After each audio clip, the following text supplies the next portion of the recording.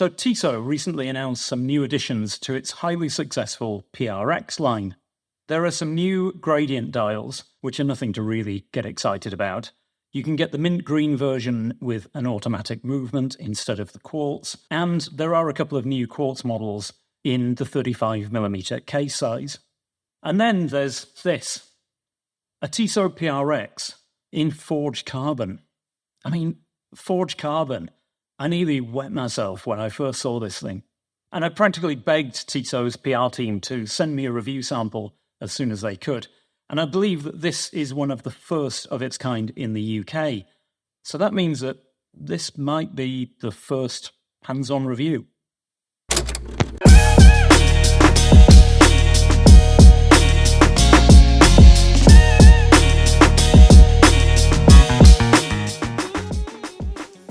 So for those of you who are new here, my name's Simon, and I mostly talk about watches. Everyone thinks that YouTube is easy, but I can assure you for small channels like mine, it's a lot of hard work for very little return. So I'd love it if you can help me out by hitting the like button on this video, so that the algorithm shows it to more people. And if you haven't already subscribed to the channel, then please do so now. So I've long had a love-hate relationship with the Tissot PRX. I love the design, but the versions on a bracelet were just that little bit too big for my skinny wrists. But last year I picked up this white dial version. It's the one with the loom dial on a white rubber strap. And I love it. It's really become my grab and go. And I think one of the things that I love so much about the design of the PRX is that it reminds me so much of the design of one of my Grail watches, the modern Zenith Defy. I'm completely in love with the Defy, in particular that carbon version that they did a few years ago. I mean, it's absolutely epic. And I'm sorry, but that's not even up for discussion. For me, this new Tissot PRX in forged carbon might just be the perfect budget alternative to that Zenith Defy. Now, I know that's a bold claim, but bear with me. This forged carbon case and dial are of course the stars of the show here. The 40mm case has the same proportions as my white dial quartz version, but this case makes it look and feel like a completely different watch. The moulding is really precise, with sharply defined edges and contours, and while the case has a very matte effect, so the surfaces aren't reflective, but you've got these gorgeous patterns from the strands of carbon, which catch the light at certain angles. This is even more noticeable on the dial.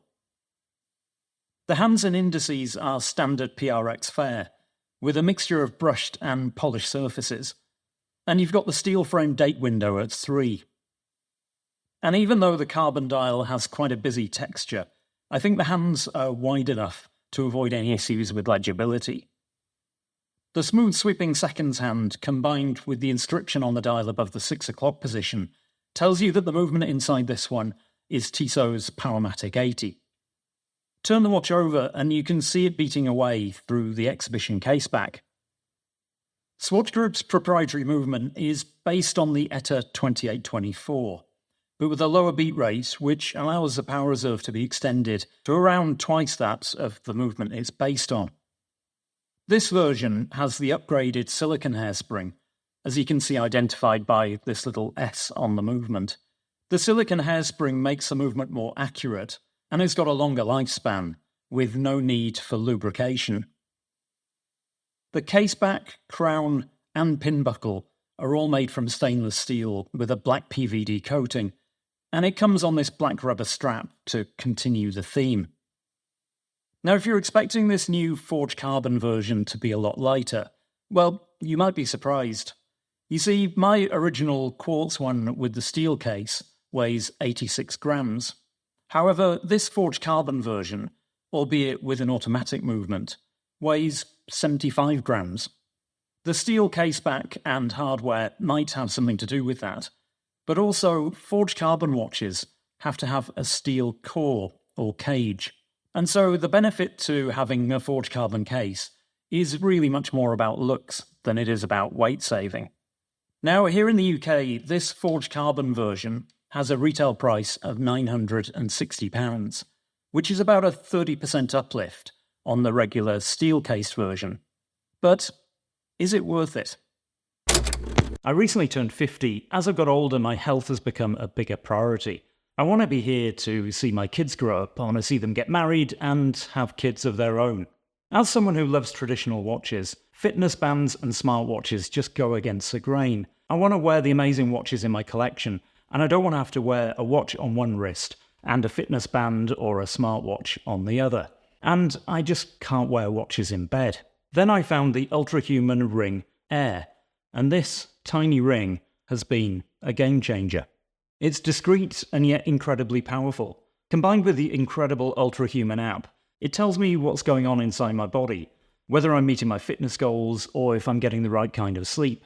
It also monitors my heart rate and HRV, heart rate variability, which is a measure of stress.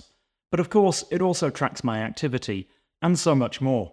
The Ultrahuman app also gives you nutrition advice, as well as free access to a whole library of health-related videos and podcasts. And unlike other similar products, it's subscription-free. It's easy to see why the Ultrahuman Ring Air is used by the world's #1 cycling team, as well as other elite athletes.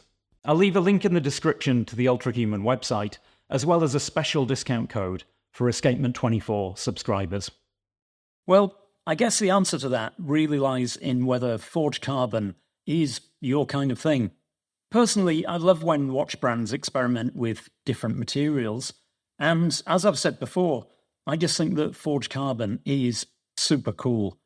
I mean, I'd probably have a forged carbon toilet seat if I didn't think my wife would complain. Comparing this to my steel case white dial PRX, the carbon version looks slightly smaller, even though I know that this is an optical illusion. But the fully blacked out look does have a slight shrinking effect. And while the weight difference is marginal, it is noticeable on the wrist. This one definitely feels lighter, and that makes it more comfortable to wear. And while it's not cheap, it looks and feels like a much more expensive watch. Now, I know there are a lot of haters of the Powermatic 80 movement. People talk about it being a throwaway, disposable movement, but let's just tackle that one head on. Personally, I don't think that it's a bad movement. I mean, how many other movements can you think about in watches under £1,000 that have an 80-hour power reserve? And I do have it on good authority that the movement can be serviced, albeit you'd probably want to send it back to Swatch Group, and they would probably just replace the movement, because that would be more economical than servicing it. After all, modern movements just don't really require a lot of servicing or lubrication. I mean, I've got a number of watches that probably haven't been serviced for 10 or 12 years, and they're running well within tolerance. As you can probably tell, I love this Tissot PRX in forged carbon so much that it might just be the next watch I add to my collection. I really only have one niggle, and that's the lume. I mean, it glows up well enough under a UV torch, but it just fades away completely after just a few seconds. But I'd love to know what you think, so please do drop me a comment down below. And as you've got this far, you've clearly got stamina, so why not watch one of these videos next?